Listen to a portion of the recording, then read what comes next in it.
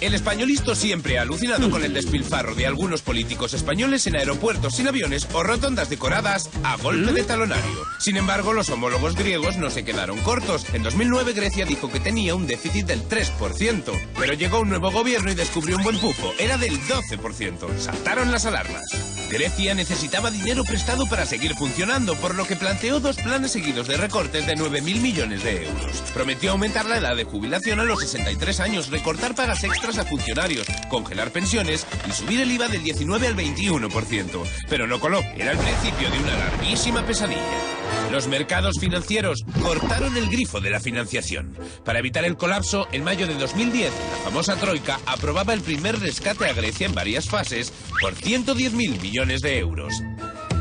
A cambio, Grecia debía despedir funcionarios, bajarles sus salarios, también bajar pensiones, subir el IVA y atrasar la edad de jubilación, entre otras medidas. Y no, tampoco fue suficiente. En febrero de 2012 se aprueba el segundo rescate a Grecia por otros 130.000 millones. La tijera se convierte en una motosierra. Se anuncian más recortes y un impago de la mitad de la deuda que tiene el país con entidades privadas. Pasan los años y la crisis parece no tener fin.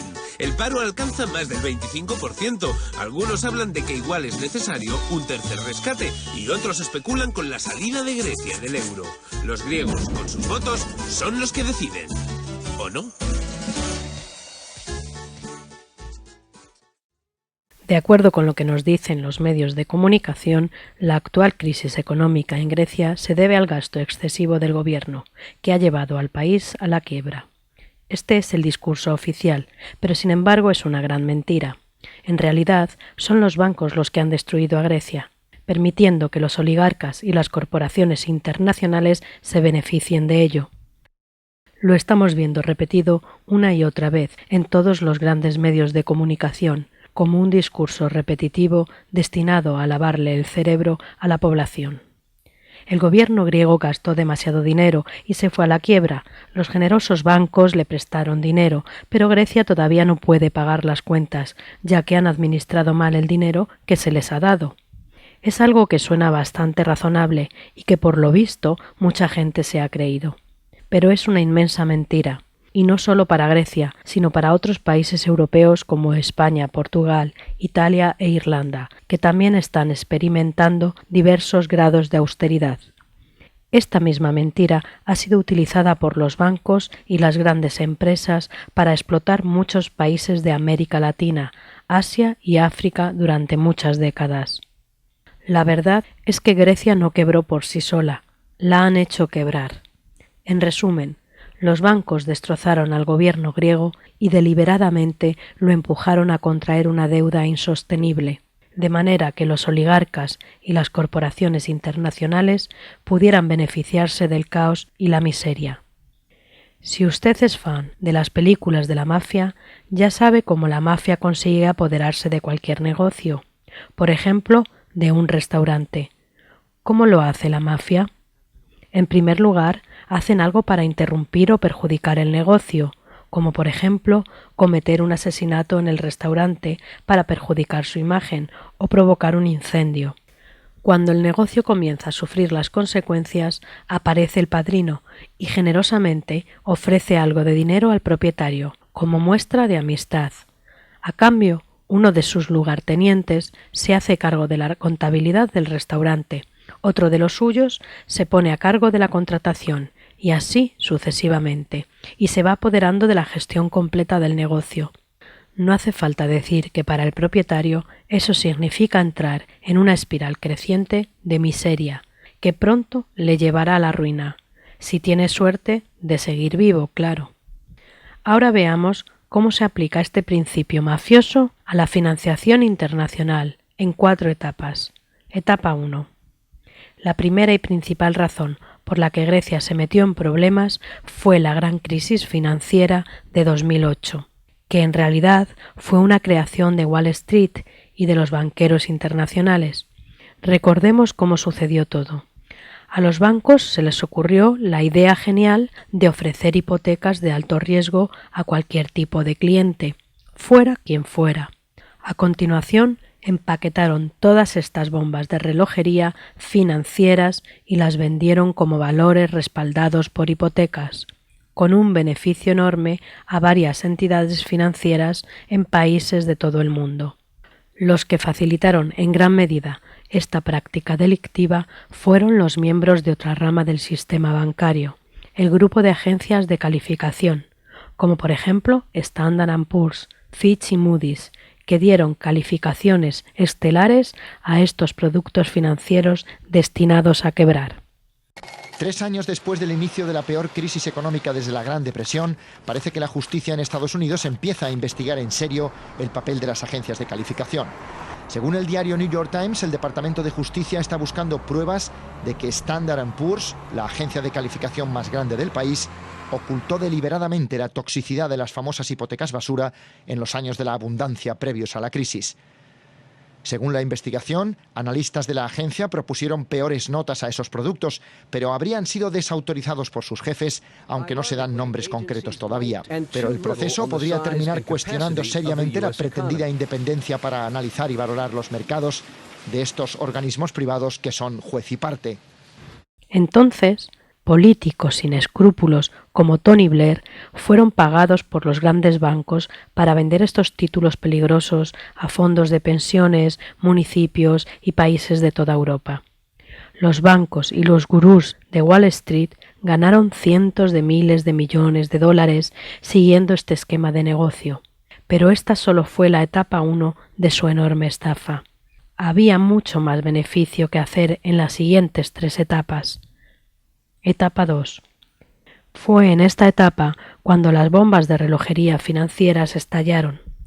Los bancos comerciales y de inversión de todo el mundo comenzaron a derrumbarse en cuestión de semanas. Los gobiernos a nivel local y regional vieron sus inversiones y activos evaporarse. Fue un caos generalizado en todas partes. Buitres como Goldman Sachs y otros grandes bancos se beneficiaron enormemente de 3 maneras. Una, podían comprar otros bancos como Lehman Brothers y Washington Mutual por céntimos de dólar. 2. De forma mucho más cruel, Goldman Sachs y personajes poderosos con información privilegiada como John Paulson, que recientemente donó $400 millones a la Universidad de Harvard, apostaron previamente a que estos valores estallarían. Paulson ganó millones de millones y los medios de comunicación encima celebraron su perspicacia, algo realmente indignante. Para hacer una analogía, es como si los terroristas que atentaron contra el World Trade Center hubieran apostado a que las torres caerían el día antes y hubieran ganado millones con ello, y que encima los medios los llamaran perspicaces.